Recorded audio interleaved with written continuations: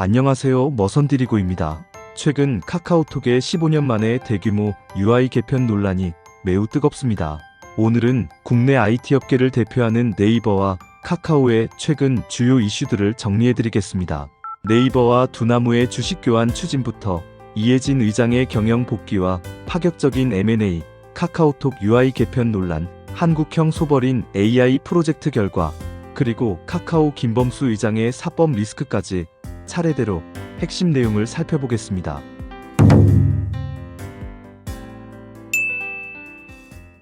먼저 네이버와 두나무 간의 빅딜 소식입니다. 네이버의 금융자회사 네이버 파이낸셜이 가상자산 거래소 업비트를 운영하는 두나무와 포괄적 주식 교환을 추진하고 있습니다. 이 딜의 구조를 간단히 풀어보면 네이버 파이낸셜이 새 주식을 발행하고 두나무 주주들이 보유 지분과 이를 교환하는 방식입니다. 이렇게 되면 두나무는 네이버 파이낸셜의 100% 자회사로 편입됩니다. 다만 양사법인은 그대로 존속하고 구조만 지배 종속 관계로 바뀌게 됩니다. 핵심 쟁점은 바로 교환 비율입니다. 현재 시장에서는 두나무 가치를 10조에서 16조 원, 네이버 파이낸셜은 6조에서 8조 원으로 평가합니다. 단순 계산대로라면 두나무 측 지분이 합병법인의 70%를 차지하게 되고 네이버 측은 30%대에 머무를 수 있습니다. 이 경우 네이버가 지배력을 잃을 가능성이 크기 때문에 교환 비율 재조정이나 추가 현금 투입이 불가피하다는 분석이 나옵니다. 규제 관문도 만만치 않습니다. 금융당국은 두나무의 대주주 적격성을 들여다보고 공정위는 간편결제 1위 네이버페이와 거래소 1위 업비트의 결합이 경쟁을 저해하지는 않는지 검토하게 됩니다. 심사 과정은 상당한 시간이 걸릴 전망입니다. 그럼에도 불구하고 기대되는 시너지 효과는 큽니다.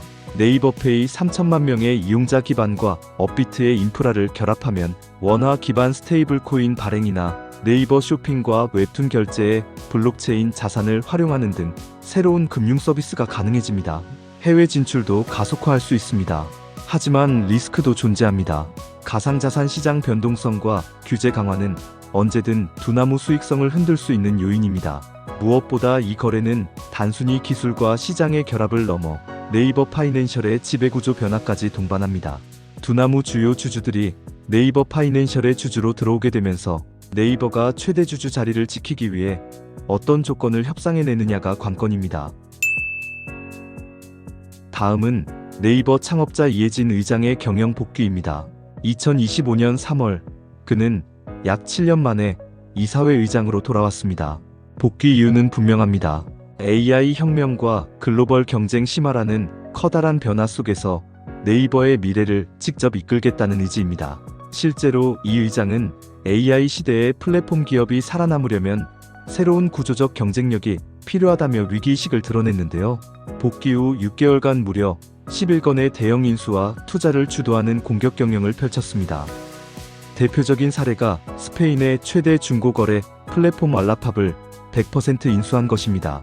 이를 통해 북미 포시마크, 일본의 소다, 국내 크림에 이어 유럽 시장까지 아우르는 글로벌 C2C 생태계를 완성했죠. 또한 미국 실리콘밸리에는 네이버 벤처스를 세우고 AI 스타트업에 직접 투자하기 시작했습니다. 첫 투자처는 비디오 AI 스타트업 12랩스로 네이버의 멀티모달 AI 전략과 맞닿아 있습니다. 국내에서도 마켓컬리에 투자하며 신선식품 물류 데이터까지 확보했습니다. 이처럼 이해진 의장은 글로벌 국내를 가리지 않고 네이버를 공격적으로 재편하고 있습니다. 세 번째 이슈는 카카오톡입니다. 카카오톡이 출시 15년 만에 가장 큰 UI 개편을 발표했는데 초기 반응은 거센 역풍입니다. 특히 친구 목록 탭이 리스트형에서 인스타그램식 피드로 바뀐 점이 대중의 반발을 불러왔습니다. 예전처럼 친구 이름 리스트만 쭉 보이던 화면이 아니라 친구들이 올린 프로필 사진과 동영상 게시물이 격자형 타임라인으로 표시됩니다. 또 오픈 채팅과 쇼폼 영상을 묶은 지금 탭이 신설되어 실시간 트렌드 콘텐츠를 소비하고 공유하는 소셜 기능이 강화되었습니다. 이런 변화에 대한 초기 반응은 극명하게 갈렸습니다. 채팅 수정이나 AI 요약 같은 대화 편의성을 높이는 기능에는 긍정적인 피드백이 있었지만 정작 첫 화면 친구 탭을 SNS화한 결정에는 이용자들의 거센 반발이 터져나왔습니다. 메신저 본연의 단순성을 해쳤다. 사생활 노출이 불편하다. 업데이트를 하지 말라. 이런 반응이 쏟아졌습니다.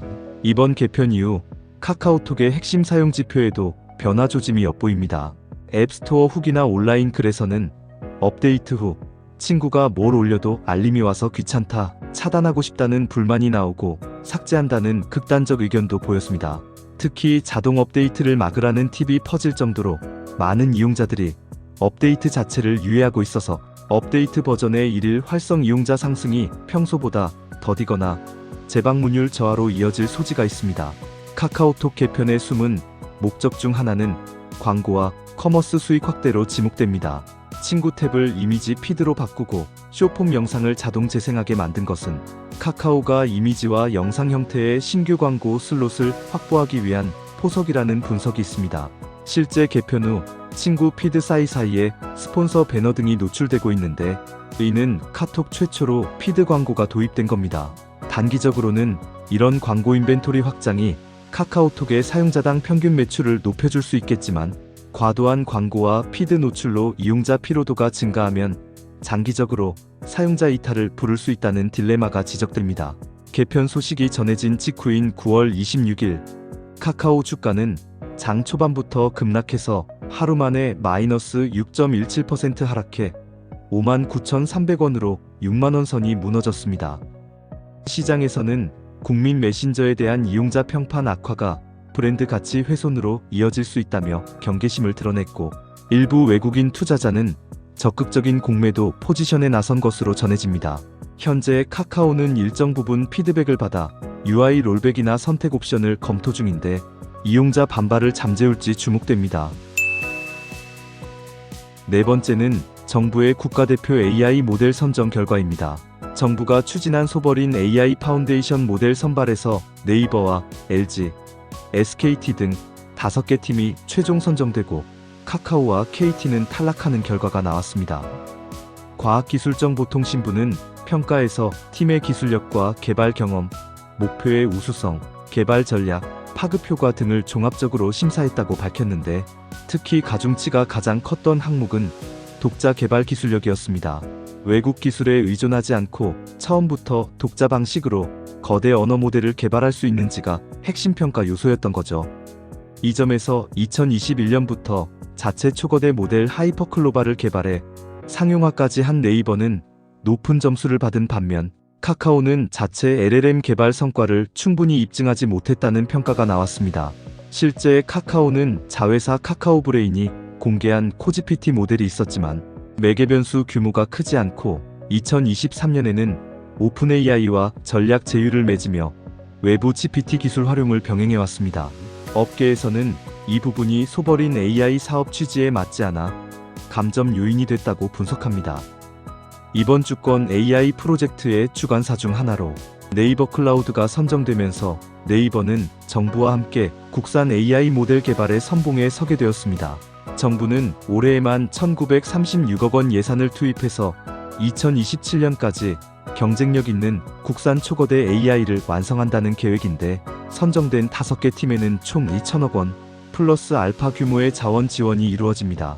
구체적으로 고성능 GPU 인프라 대여 1,500억 원, AI 학습용 데이터 구매 및 가공 620억 원, 연구 인력 인건비 250억 원 등이 책정되어 있습니다. 네이버가 개발하는 하이퍼클로바 X 기반 차세대 모델은 네이버의 다양한 서비스에 직접적 성능 향상을 가져올 것으로 기대됩니다. 이미 네이버는 2021년 첫 하이퍼클로바를 선보인 후 검색, 쇼핑, 지도 등 자사 서비스에 AI를 적용해서 수천만 이용자를 상대로 상용화 경험을 쌓았습니다. 앞으로 정부 프로젝트를 통해 개발될 옴니 AI는 텍스트뿐 아니라 음성, 이미지, 동영상까지 동시에 이해하고 생성할 수 있는 멀티모달 AI인데 이는 곧 네이버의 검색, 콘텐츠, 커뮤니티 서비스 혁신으로 이어질 겁니다. 마지막 이슈는 카카오 김범수 의장의 재판입니다. 카카오 창업자이자 미래이니셔티브 센터장인 김범수 의장이 2023년 초 SM 엔터테인먼트 인수전 과정의 주가 조작 혐의로 기소되어 재판을 받아왔습니다. 검찰은 지난 8월 말 결심 공판에서 김범수 의장에게 징역 15년 및 벌금 5억 원이라는 중형을 구형하며 파장을 일으켰습니다. 김범수 의장이 만약 유죄 판결로 실형을 선고받을 경우 카카오그룹은 창업자의 경영 복귀가 상당 기간 어렵게 됩니다. 현재 김범수 의장은 이사회 등 공식 직함은 없지만 사실상 카카오의 최고 의사결정자로 영향력을 행사해왔죠. 김범수 의장의 사법 리스크는 카카오의 금융 계열사 지배 구조에도 파급을 미칠 수 있습니다. 김범수 의장은 카카오의 개인 최대 주주이자 카카오뱅크 지분도 간접 보유하고 있어서 인터넷 전문은행의 대주주 적격성 심사와 연관됩니다. 현행 인터넷은행법은 최근 5년간 금융 관련 법령 위반으로 벌금형 이상 처벌받은 자는 대주주가 될 수 없다고 규정하고 있습니다. 만약 김범수 의장이 유죄 확정 시 이 요건에 저촉될 수 있어서 금융위가 카카오뱅크의 대주주 변경 등 조치를 요구할 가능성이 있습니다. 무죄라면 단기적으로 리더십 리스크는 해소되겠지만 여론 회복까지는 시간이 필요합니다. 지금까지 한국 빅테크 업계의 뜨거운 이슈들을 살펴봤습니다. 네이버는 이해진 의장의 복귀와 함께 글로벌 투자를 확대하고 두나무와의 메가딜을 추진하며 정부의 주권 AI 프로젝트에도 선정되면서 공격적인 행보를 이어가고 있습니다. 반면 카카오는 메신저 개편 논란, 주권 AI 탈락, 창업자의 사법 리스크까지 겹치면서 어려운 시기를 보내고 있습니다. 두 회사의 명암이 뚜렷한 가운데 앞으로 어떤 변화가 펼쳐질지 계속 지켜볼 필요가 있습니다. 오늘 영상이 유익하셨다면 좋아요와 구독 부탁드리고 다음 영상에서 만나 뵙겠습니다. 감사합니다.